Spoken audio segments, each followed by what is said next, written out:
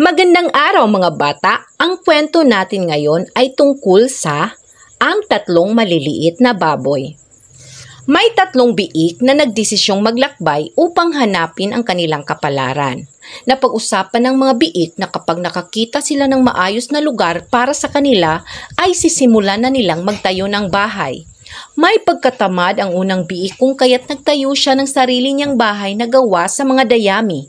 Isang araw, dumating ang isang malaking lobo. Sa isang malakas na pag-ihip lamang ay napatumba nito ang bahay na ginawa ng unang biik. Sa takot na makain ng lobo ang unang biik ay nagtatakbo siya patungo sa ikalawang biik. Wais naman si pangalawang biik kaya nagtayo siya ng kanyang bahay na gawa sa kahoy at pawid.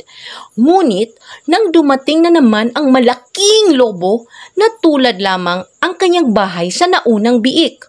Sa takot ng dalawang biik ay nagtatakbo naman sila patungo sa bahay ng ikatlong biik. Ang ikatlong biik ay masipag at matalino. Nagtayo siya ng bahay na gawa sa bato. At hindi nga nagtagal ay dumating na ang malaking lobo. Hinipa nito ng paulit-ulit ang bahay ng ikatlong biik. Ngunit hindi siya nagtagumpay.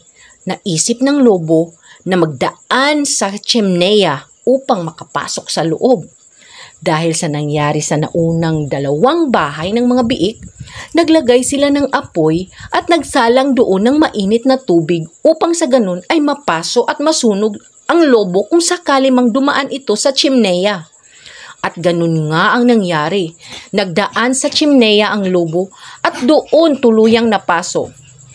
Nagtatakbo ang lobo sa sakit at hindi na muling nagbalik.